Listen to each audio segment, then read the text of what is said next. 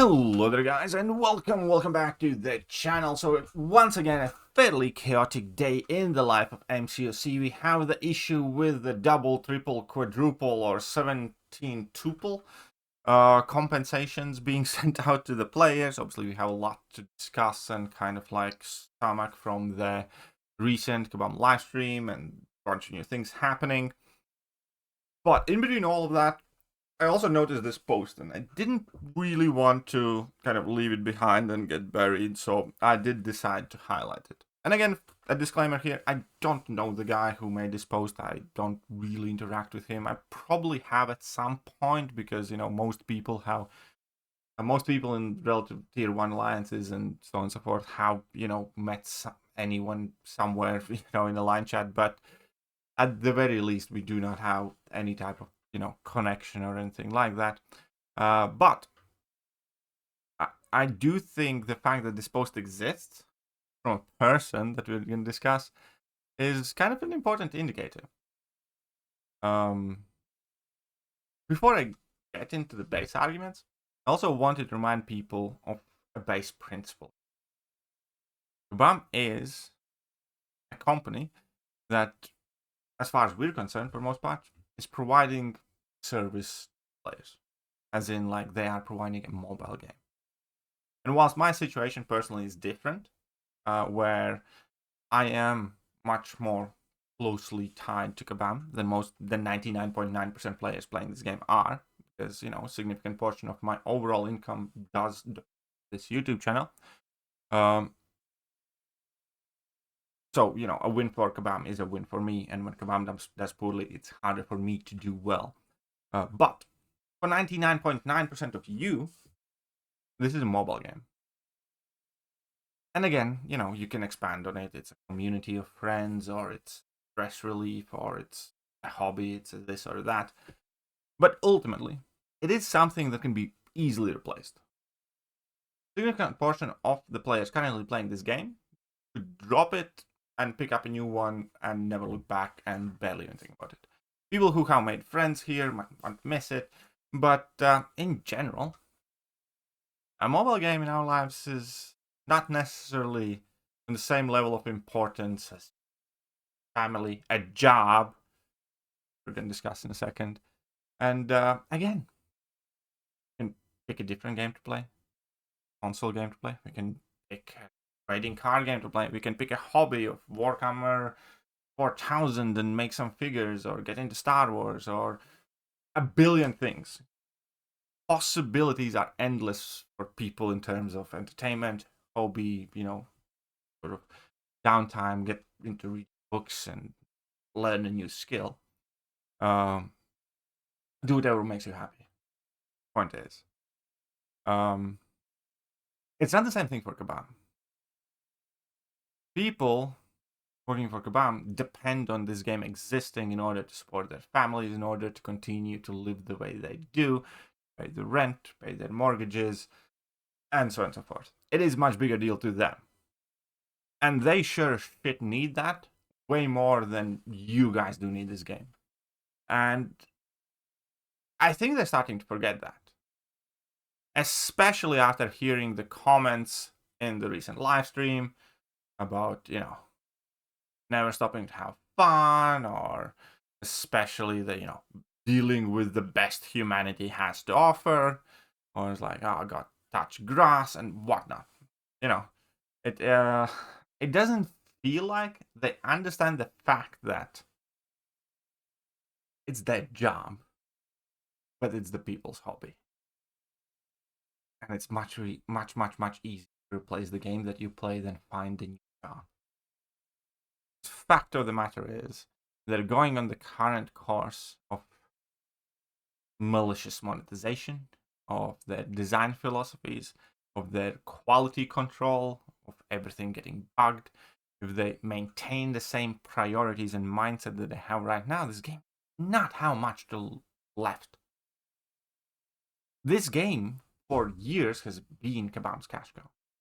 For years, income from this game has effectively been used to produce other games, most of whom have already failed.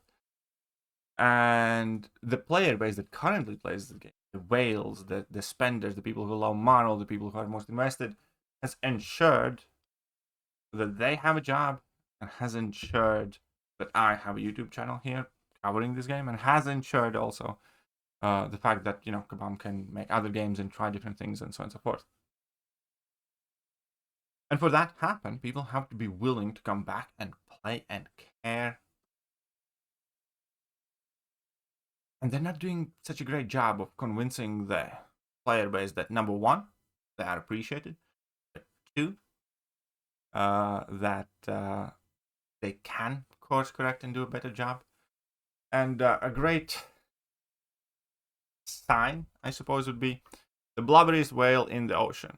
You know me, I have the 6th largest account in the game and have the highest prestige in the world. On average, I have spent more than 25,000 a year on this game, and sometimes a lot more. I'm privileged to be in this position. I'm very mindful of that. It seems to me that you need to be reminded of the fact that you exist because of the players and not the other way around.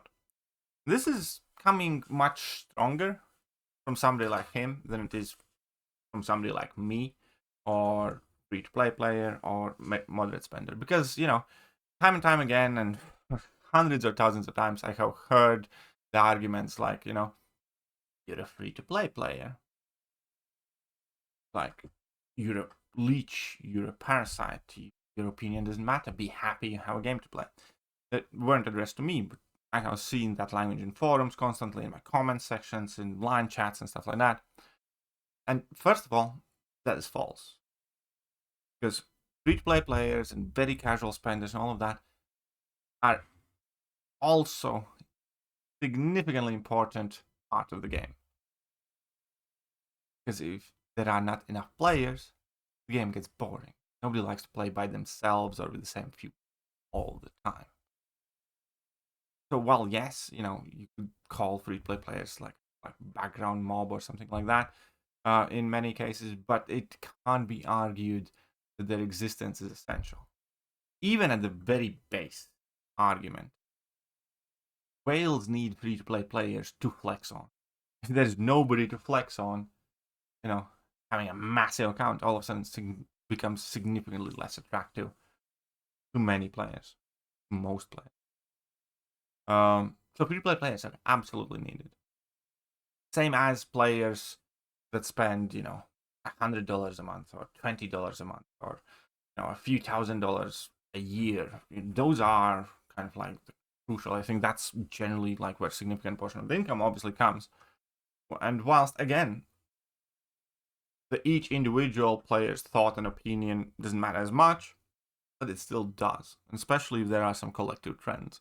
I can guarantee you there are more and more people who have moved down from spending $5,000 a year to only spending like $1,000, who have stopped spending altogether, or who have left the game altogether because of the ineptitude and actions of Kabam. So, ultimately, a bunch of players like that obviously make an impact. And now we approach a position here where a single player makes an impact. 25 grand a year, and he says like it's more at times, and trust me, it's probably more than that. In order to have the highest prestige in the game, it's probably more than that. But fine, like even at the $25,000 a year, that's like effectively, you know, a good car. And, you know, maybe not like the top one, but, you know, a decently good car. This guy buys a car to a Kabam employee every year this game carries on. And when players like that are this open and this fobbed off with Kabam, it is a very bad sign that things are going very wrong very fast. Because, you know, arguably, this would be a person who has invested this game, you know, well over $100,000.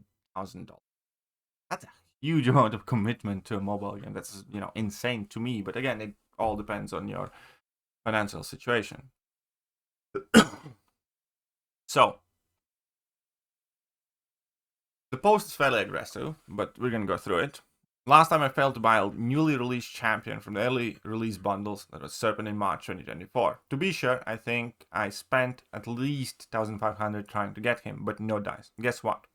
You didn't nerf the Serpent, you didn't nerf Onslaught or Enchantress, but you nerfed the defensive Spider-Woman, and you made sure to nerf her also by nerfing her offensive kit.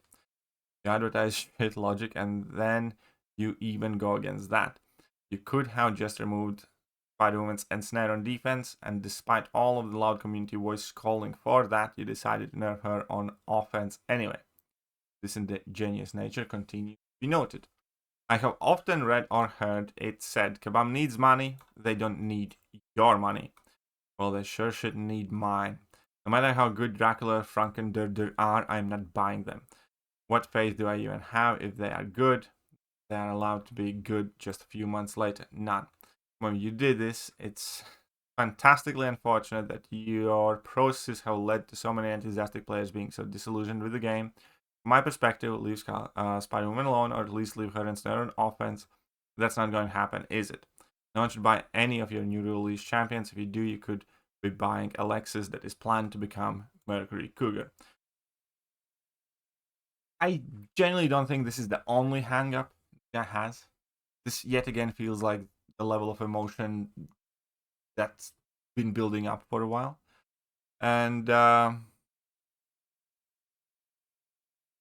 it's not great. And like again, whether he's right in what he says or the way he thinks or he isn't, it doesn't matter if it has financial impact. To put it exactly. For instance, top 30 prestige thing. Players hated it. You know, it is seen as a huge kind of cash grab type of operation. It is seen as disadvantage for free-to-play players. It is seen bad for the game, you know, bad for deciding which champions to rank. It is generally not well received in the community by vast majority of the player base. Here's the thing. There might be some sort of grandmaster plan with the top 30 prestige that's meant to make the game better in the long term.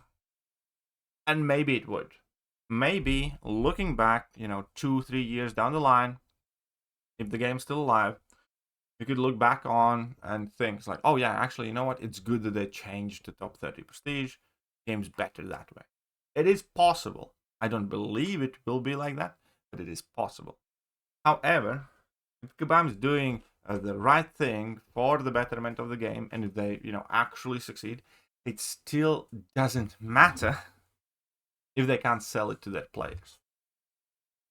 If the player base feels that it's bad for them and make decisions, whether justified or unjustified, emotional or rational, if, you know, Spider-Woman nerf is not that big of a deal, but it still causes 100 players leave the game who each spend $1,000 or $5,000 a year on this game. A massive financial repercussion to Kabam. Just like every other shitty decision that they make. Whether it's good, whether it's bad. And you could say, but it's not fair. Yeah. But it doesn't matter whether it's fair. What matters is whether people are happy with the game, whether they're willing to spend money, whether they keep coming back. And it typically is a build-up of plenty of things.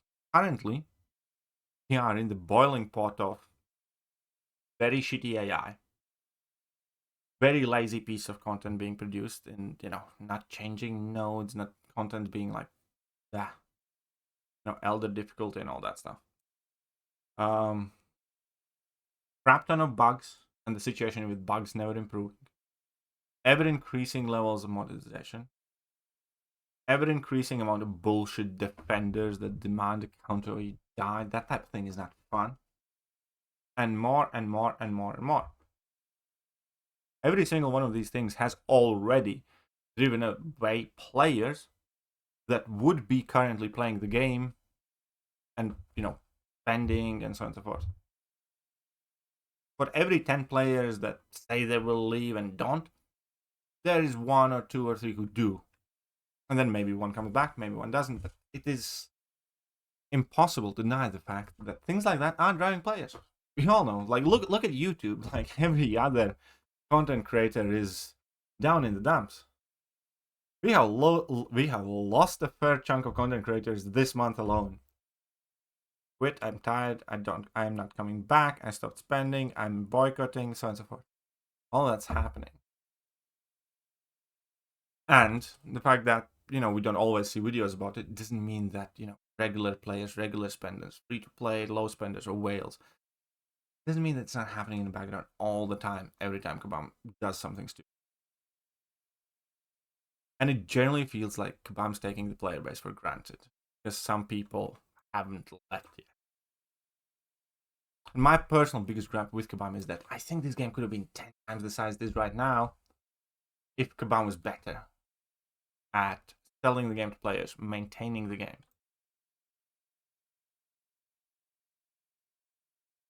All of that put in a highlight of somebody who has spent like hundreds of thousands of dollars on this game, rethinking his spending habits because of yet another decision that community disagrees. What can I add here? Kevin's in very, very big trouble.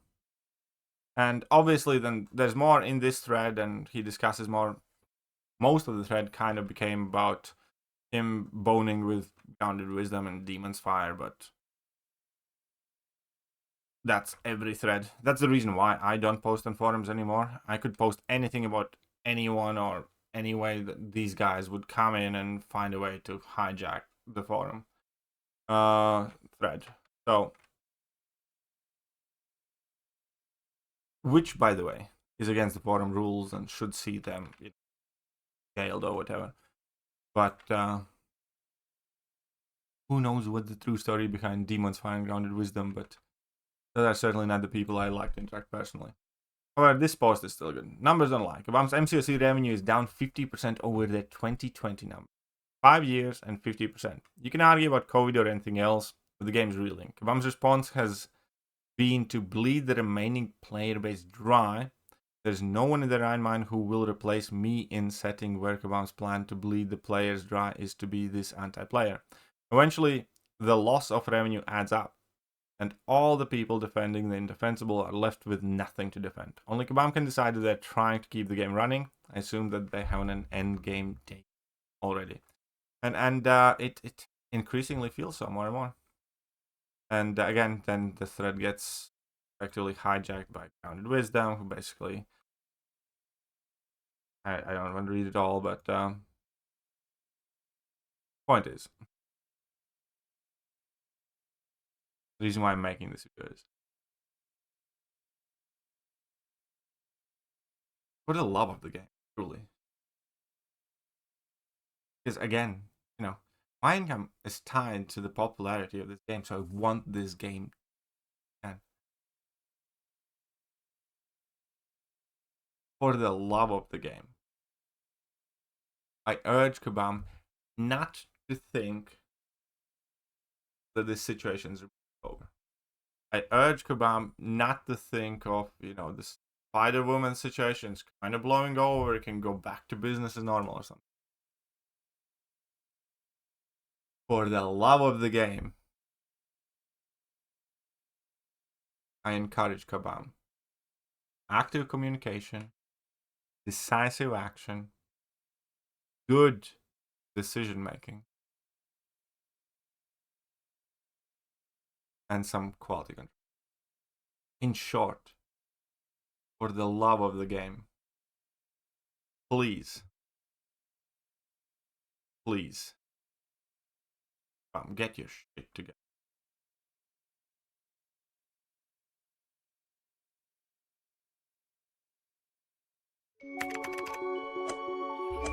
Hello there guys, and welcome back to the channel. So we have all the information about the